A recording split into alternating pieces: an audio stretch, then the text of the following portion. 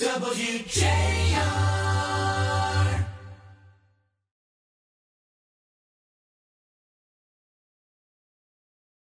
As we close out this broadcast from the 2008 North American International Auto Show in the industry preview days now, we're very happy to welcome back a good friend of ours and a good friend of the program for that matter, Mr. Don Whitsitt, who is the president of AISIN World Corporation of America. Now, see, this is the relationship I have with Ann.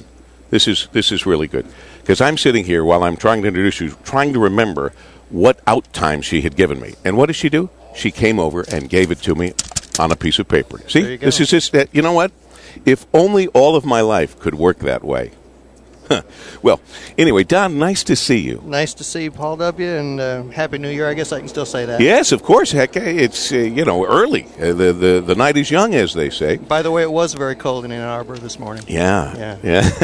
Well, I hope you had a nice drive in, though. That'd be a nice drive. I heard sun was out. I haven't been there to see it myself. Very sunny, but chilly. All right.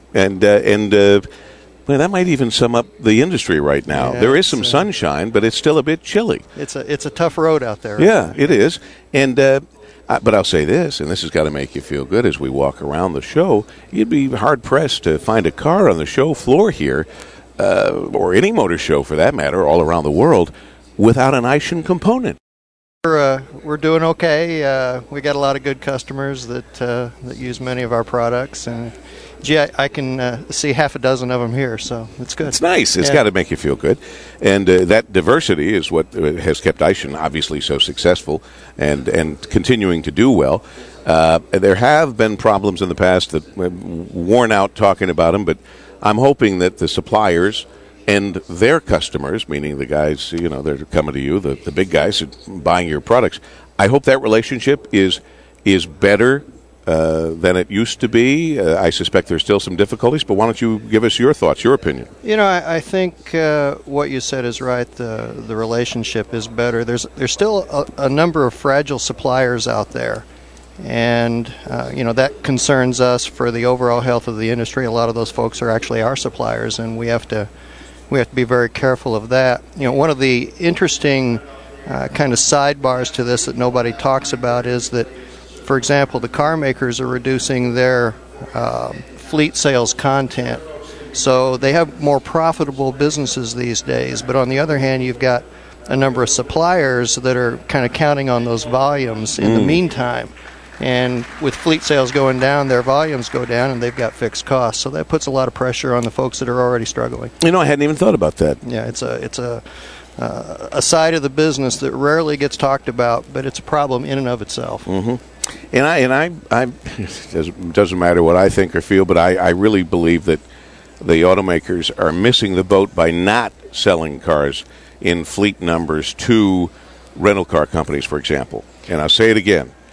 You sell them at a loss. You sell them however you have to sell them, but you only sell them loaded cars. So that when that person who's been driving a Toyota Camry they love gets into a Buick or a Ford or a Chrysler that's fully loaded rather than the skeletons they've been getting at these rental places, they're not going to say, wow, this car's got a lot of extra stuff. They're going to say, this is a fabulous car. Well, I got to tell you, we're in the navigation system business, and I used to say, well, gee, I'd never drive a car with a navigation system. Gee, it costs so much money. And then, one day I rented a Hertz car with one of the Neverlost systems in it, and I go, wow, this is great.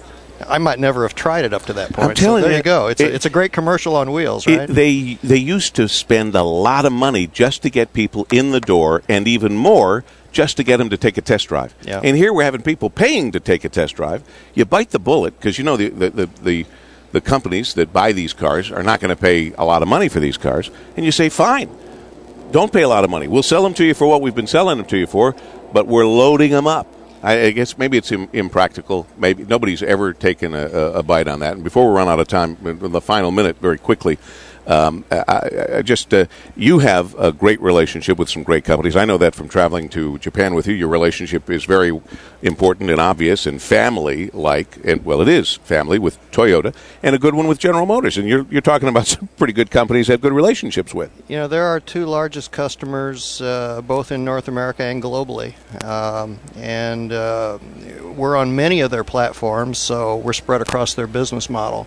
The way that we do business with them is when we all communicate well together, and we have a good relationship with those guys. Yeah, that's nice. And as we wrap it up, you didn't bring your crystal ball, but what are you thinking for 2008? What do you think? I think that the struggle in North America will be the production volume. We're using 14.4, 14.5 with respect to in millions of units in terms of North American production, and that's on the low side from the 16 or so that we were doing before. So that's a concern. That's the lowest number I've heard so far. Yeah. So I hope you're not right. I fear you might be. Don Whitsitt, always a pleasure. President of AISIN World Corporation of America. I know I'm going to see you Friday. You're one of our big sponsors for the Charity Preview broadcast, 7 to 9 p.m. coming up this Friday. We'll see you tomorrow morning between 5:30 and 9 back here at the Auto Show. Go on out and make it a great rest of the day. Regards, Paul W. Smith.